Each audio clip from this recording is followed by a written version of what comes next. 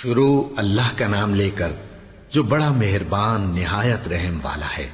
تو طالوت کی فوج نے اللہ کے حکم سے ان کو شکست دے دی، اور داؤد نے جالوت کو قتل کر ڈالا، اور اللہ نے ان کو بادشاہی اور دانائی بخشی اور جو کچھ چاہا سکھایا۔ اور اگر اللہ لوگوں کو ایک دوسرے پر چڑھائی اور حملہ کرنے سے نہ ہٹاتا رہتا تو کرۂ ارض تباہ ہو جاتا، لیکن اللہ اہل عالم پر بڑا مہربان ہے۔ یہ اللہ کی آیتیں ہیں جو ہم تم کو سچائی کے ساتھ پڑھ کر سناتے ہیں، اور اے محمد صلی اللہ علیہ وآلہ وسلم تم بلا شبہ پیغمبروں میں سے ہو۔ یہ پیغمبر جو ہم وقتاً فوقتاً بھیجتے رہے ہیں، ان میں سے ہم نے بعض کو بعض پر فضیلت دی ہے۔ بعض ایسے ہیں جن سے اللہ نے گفتگو کی، اور بعض کے دوسرے امور میں مرتبے بلند کیے، اور عیسیٰ ابن مریم کو ہم نے کھلی ہوئی نشانیاں عطا کی، اور روح القدس سے ان کو مدد دی۔ اور اگر اللہ چاہتا تو ان سے پچھلے لوگ اپنے پاس کھلی نشانیاں آنے کے بعد آپس میں نہ لڑتے، لیکن انہوں نے اختلاف کیا تو ان میں سے بعض تو ایمان لے آئے اور بعض کافر ہی رہے۔ اور اگر اللہ چاہتا تو یہ لوگ باہم جنگ و قتال نہ کرتے، لیکن اللہ جو چاہتا ہے کرتا ہے۔ اے ایمان والو، جو مال ہم نے تم کو دیا ہے اس میں سے اس دن کے آنے سے پہلے پہلے خرچ کر لو جس میں نہ اعمال کا سودا ہو اور نہ دوستی اور سفارش ہو سکے، اور کفر کرنے والے لوگ ظالم ہیں۔ اللہ وہ معبود برحق ہے کہ اس کے سوا کوئی عبادت کے لائق نہیں، زندہ ہے، سب کو تھامنے والا، اسے نہ اونگ آتی ہے نہ نیند۔ جو کچھ آسمانوں میں اور جو کچھ زمین میں ہے سب اسی کا ہے۔ کون ہے کہ اس کی اجازت کے بغیر اس سے کسی کی سفارش کر سکے؟ جو کچھ لوگوں کے روبرو ہو رہا ہے اور جو کچھ ان کے پیچھے ہو چکا ہے اسے سب معلوم ہے، اور لوگ اس کی معلومات میں سے کسی چیز پر دسترس حاصل نہیں کر سکتے۔ ہاں، جس قدر وہ چاہتا ہے اسی قدر معلوم کرا دیتا ہے۔ اس کی بادشاہی اور علم آسمان اور زمین سب پر حاوی ہے، اور اسے ان کی حفاظت کچھ بھی دشوار نہیں۔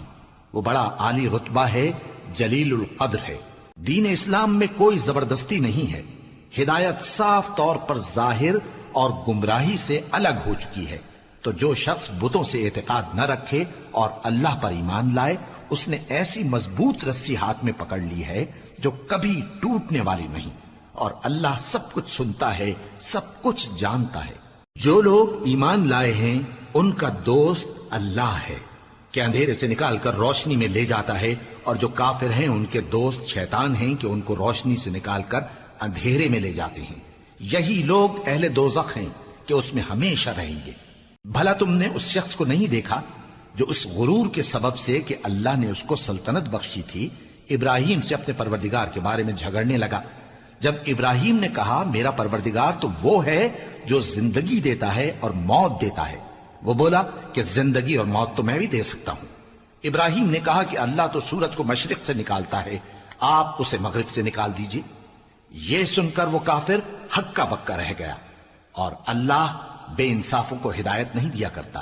یا اسی طرح اس شخص کو نہیں دیکھا جس کا ایک بستی پر جو اپنی چھتوں پر گری پڑی تھی گزر ہوا، تو اس نے کہا کہ اللہ اس کے باشندوں کو مرنے کے بعد کیوں کر زندہ کرے گا؟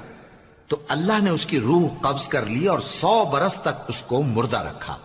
پھر اس کو جلا اٹھایا اور پوچھا تم کتنا عرصہ مرے پڑے رہے ہو؟ اس نے جواب دیا کہ 1 دن یا اس سے بھی کم۔ اللہ نے فرمایا نہیں، بلکہ 100 برس مرے رہے ہو، اور اپنے کھانے پینے کی چیزوں کو دیکھو کہ اتنی مدت میں مطلق سڑی بسی نہیں، اور اپنے گدھے کو بھی دیکھو جو مرا پڑا ہے۔ غرض ان باتوں سے یہ ہے کہ ہم تم کو لوگوں کے لیے اپنی قدرت کی نشانی بنائیں۔ اور ہاں، گدھے کی ہڈیوں کو دیکھو کہ ہم ان کو کس طرح جوڑے دیتے اور ان پر کس طرح گوشت پوست چڑھائے دیتے ہیں۔ جب یہ واقعات اس کے مشاہدے میں آئے تو بول اٹھا کہ میں یقین کرتا ہوں کہ اللہ ہر چیز پر قادر ہے۔ اور جب ابراہیم نے اللہ سے عرض کیا کہ اے پروردگار مجھے دکھا کہ تو مردوں کو کیوں کر زندہ کرے گا، اللہ نے فرمایا کیا تم نے اس بات کا یقین نہیں کیا؟ انہوں نے کہا کیوں نہیں، لیکن میں دیکھنا اس لیے چاہتا ہوں کہ میرا دل اطمینان کامل حاصل کر لے۔